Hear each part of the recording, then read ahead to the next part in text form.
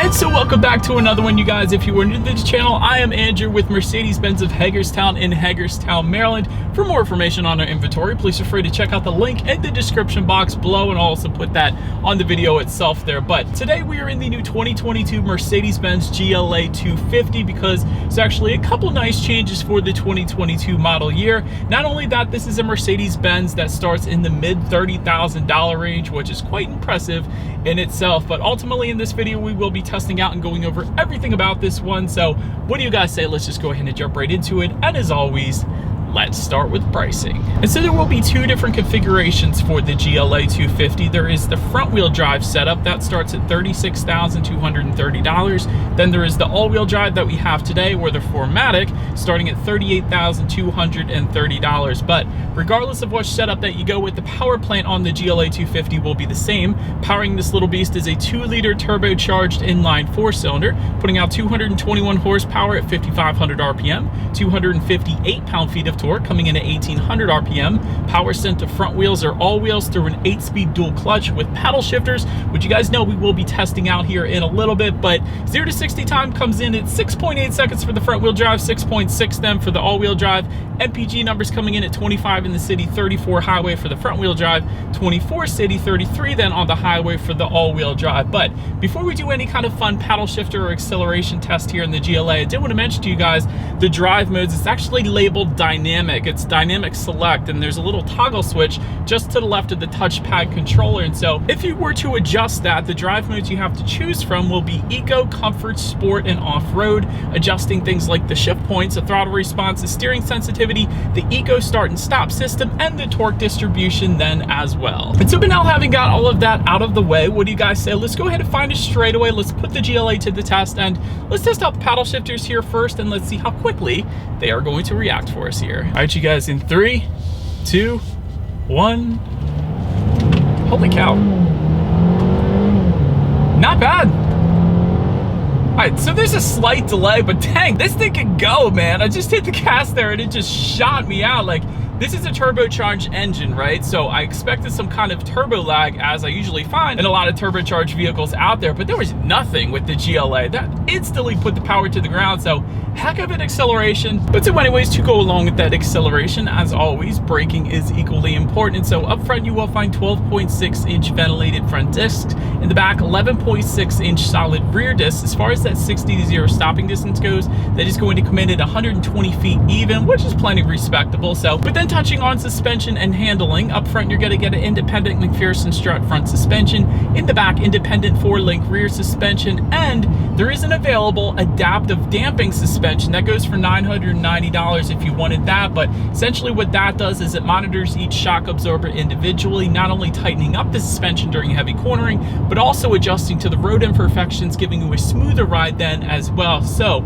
if you wanted the best of both worlds, there is that adaptive damping suspension that is available for you. But having said that, ride quality has been perfectly fine on my short test drive here today in the GLA, so definitely not going to have any issues with that. As far as steering feel goes, I just put it in sport driving mode, and it does give you a much heavier feel to the steering, which I personally like. So really, you can tailor that steering feel to however you want it. So I would probably leave it in that sport mode because I do like a heavier steering feel. But if you didn't like that heavier steering feel, just take it out of sport mode. So a little bit of something for everybody, I guess you could say. Then touching on cabin noise, you guys can probably tell I am driving right now. There isn't a whole lot of exterior wind noise or even road noise whatsoever coming into the cabin.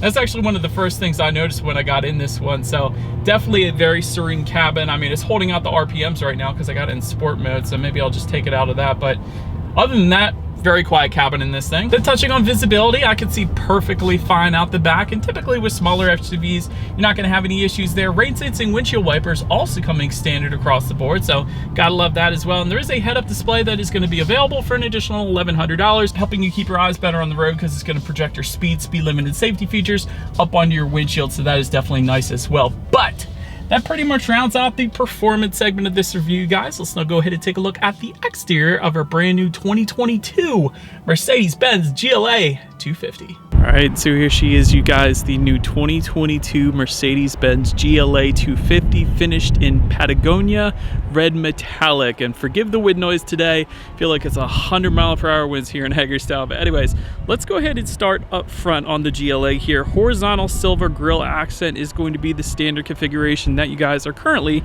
looking at today. However, if you were to go with one of the AMG packages available for the GLA, you're actually going to get a chrome diamond block front grille. You guys may be familiar with that, but all of these little black shapes that are located within the front grille right here will be finished in chrome. Essentially, that's what that is going to look like, more or less. Aluminum accents can be found on the lower portion of that front bumper as well. You guys can see that. LED headlights do come standard on the GLA, of course. They do come with the automatic feature, meaning when it starts to get dark at night, those headlights will turn on automatically for you there. LED daytime running lights coming standard. LED fog lights down below as well. And I love that they're LEDs. A lot of manufacturers will put halogens for the fog lights, so well done Mercedes for including LEDs on those as well. And there is an optional lighting setup I wanted to mention. There's going to be the exterior lighting package. It goes for $900. That is going to add active LED headlights, meaning when you're going around a bend at night, those headlights will swivel based on the direction of your steering angle, better help illuminating what is around that bend. So that is kind of a safety feature in itself, so that's pretty nice. And also automatic high beams coming with that package as well. But overall, very nice looking front end. But let's now go ahead and make our way to the side of the GLA. All right, so now since we are around to the side of this one, aluminum roof rails do come standard. Rear privacy glass also coming standard, of course. Chrome window surrounds, you guys can see them as well. And there is also some chrome accents found on the door handles as well as on the side skirts down below there as well. So everything ties together pretty nicely because of that. When it comes to those side mirrors, they are body colored power adjustable side mirrors, and they will be heated with LED integrated turn signals then as well. And take a look at the wheel configuration. 18-inch double 5-spoke alloys is the standard setup, and that is of course what you guys are looking at right now. And then there are actually 19 and 20-inch wheel designs that are going to be available as options if you wanted to go that route then as well. But now let's go ahead and make our way to the back of the GLA. All right, so now since we are around to the back, rear spoiler with an integrated brake light does come standard. Rear window wiper also coming standard back there. LED taillights, and I like the design to these as well. It's almost like a 3D effect, but that looks pretty darn good back there. Also, do have a little bit of a chrome accenting found in that rear bumper there, and just below, more chrome accenting found on the bottom portion of that rear bumper, as you guys can clearly see, with integrated dual exhaust outlets. Always love when the exhaust outlets are integrated into the rear bumper like we have here on the GLA. But having said that, I do believe you guys know what we have to do next. As always, here is that exhaust clip.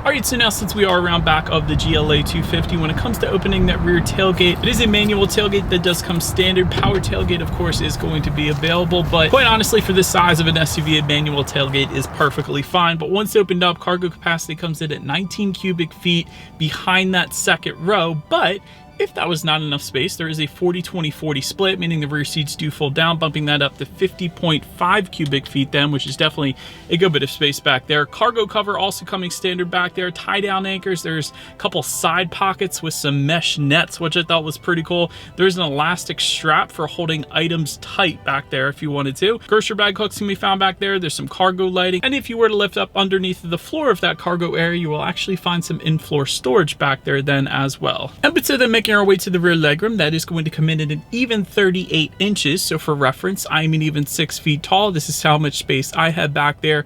Rear center armrest with cup holders is going to be available. Unfortunately, we don't have that today. However, rear ventilation is going to be standard. If the rear passengers simply look forward, they will see where that is going to be located. And there is a couple of phone charging ports for those rear passengers then as well. And there actually is an optional 115 volt power outlet that we do have today. So that is going to be available for those rear passengers then as well. But then making your way up to the front seats, 8-way power adjustable front seats with 4-way power lumbar does come standard. One of the coolest parts though that I found, memory settings for up to 3 different people. I put it that way because it's memory settings for not just the driver's seat, but the passenger seat then as well, which I absolutely love. I think that's pretty cool. MB Tex upholstery does come standard. Leather seating is optional. Heated front seats go for $500. Heated and ventilated front seats go for $950.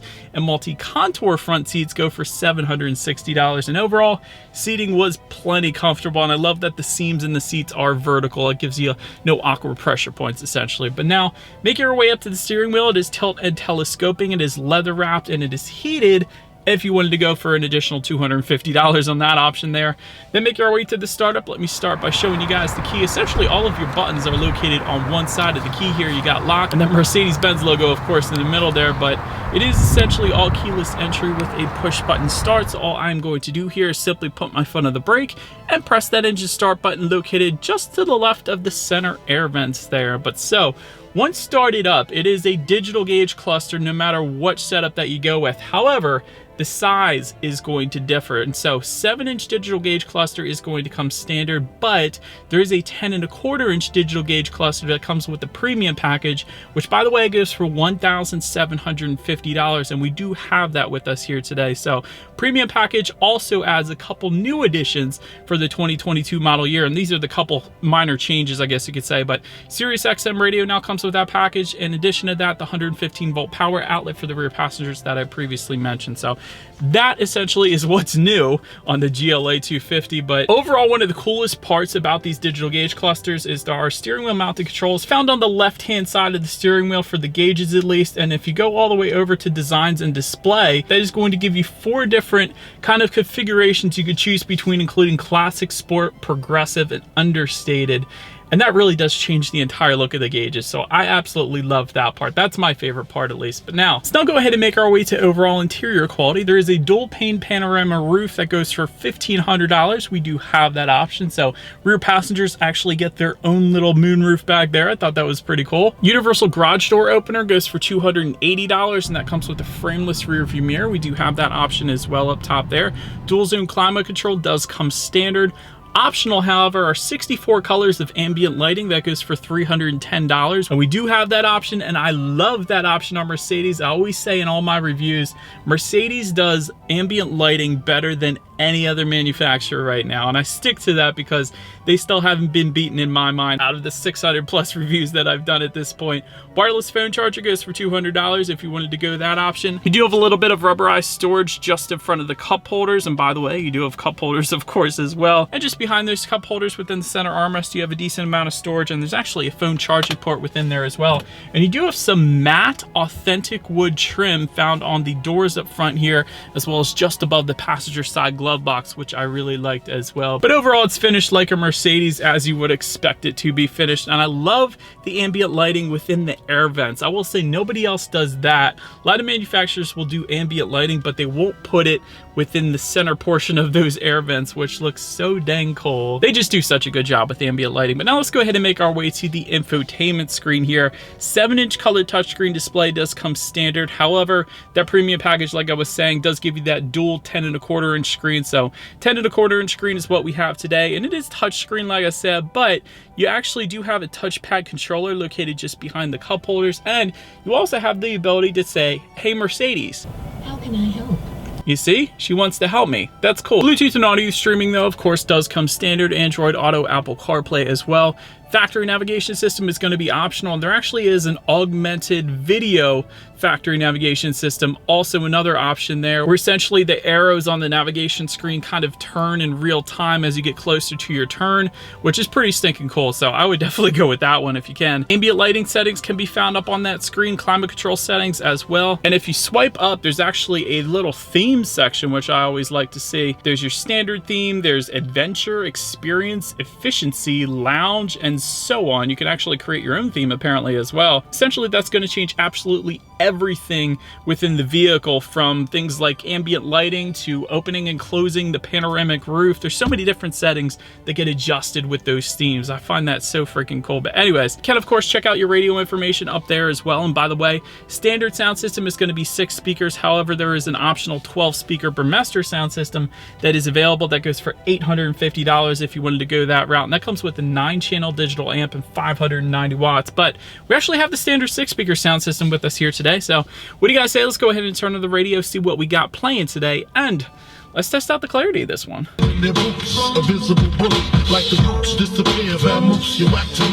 Biggie. Yeah, okay. That sound system wasn't the best, I gotta be honest. It is 6 speakers. I don't know why they put 6 speakers in a vehicle like this. At minimum, you should at least do 8, if not 10, and then still have that optional sound system as well, but it's not the sound system I would expect for Mercedes-Benz. I'll just put it that way. But anyways, last thing I wanted to mention to you guys on the infotainment screen is, of course, when you do put this one in reverse, you will find an extremely high definition rear view camera. They definitely nailed that, letting you know who or what is behind you. You're also going to get a surround view monitor and a dash cam. That is optional if you wanted to go that route as well. But as always, that is going to lead us into safety. And so front side curtain airbags do come standard, driver and passenger knee airbags as well. In the back, you're going to have latch, aka lower anchors and tethers for children for the rear car seats, rear child door locks, tire pressure monitoring system, but also coming standard will include active brake assist, attention assist, blind spot assist, crosswind assist, and a heated windshield wiper system as well.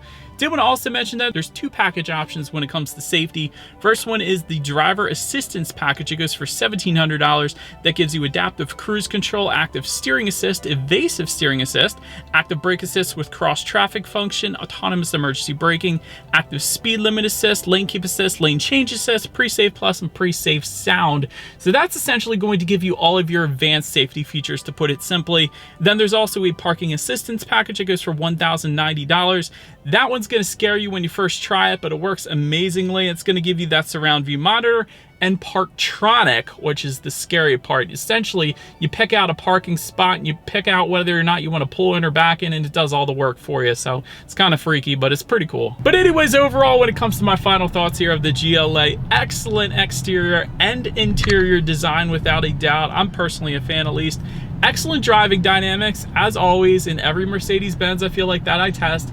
Even if it's the GLA 250 and not an AMG product, still, the driving dynamics are always on point in Mercedes.